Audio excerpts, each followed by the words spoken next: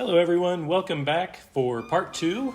In this video we're going to work on the removal of the original leather grip as well as doing some repair to the hickory shaft.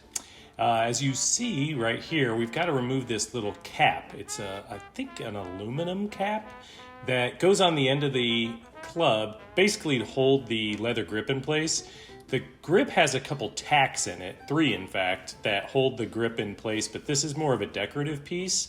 So it doesn't really serve any major function. In fact, what I've learned is that the clubs with this cap on the end are generally, like we said in part 1, not your top of the line golf club. But I want to keep it. I feel like it's a nice piece, so I'm going to do my best to try to remove it and keep it intact. I was using a screwdriver to kind of pry it up around the edges, and now I'm going back to the trusty nail punch and trying to just push this off. It eventually budges and it gives way. It's really just held on by compression, and there's really no glue holding it in place. It's just a very tight fit, and because it's over 100 years old, it's pretty much become one with the golf club.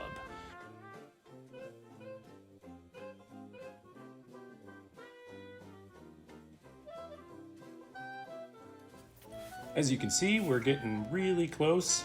Just a few more punches and I bet this falls right off.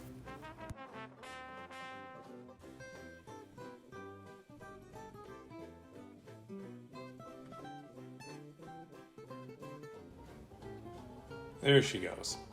Okay, so now that we've got that off, we're gonna get that cleaned up. I'm gonna take off some of those little burrs on that edge and sand that down and get it cleaned up and polished. But let's move on to the grip. And like you can imagine, it was stuck on there. I didn't know how about going to remove this, so we brought out the torch again, and we're just gonna try to heat it up. So it had really basically became one with this shaft, so it wasn't very easy to get off.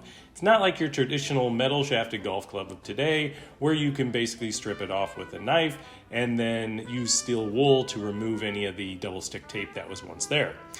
This is a different beast. So as I understand it, this is buffalo leather that was used to make up the grip, and it is quite stuck. I went into a time lapse because I didn't think anybody would really want to watch a minute or two of me removing that, but we finally got it, and I will sand that down. Now that we eventually got the cap and the grip off the golf club, it's time to do some of the repair to the hickory shaft that we had seen before. And really what you want to do is see if you can pry that open so you can get glue down inside of that crack. And I just use toothpicks.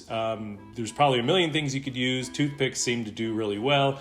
As you can see, I'm just trying to push that glue down into that crack on this side, and eventually I'll flip it over and do the same thing on the other side.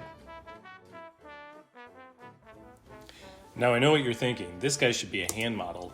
And I get tons of offers every day, but I just don't have the time to commit to that kind of lifestyle.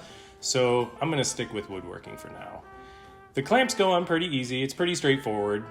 We just need to let this sit for about 24 hours. Just give it a good set. There's really no reason to hurry through this process. That's all we've got for part 2. We do have part 3 coming soon, and we're gonna take a look at polishing and removing the rust from the club head, and we're gonna start getting this thing affixed together to get it ready for play. Thank you again for watching.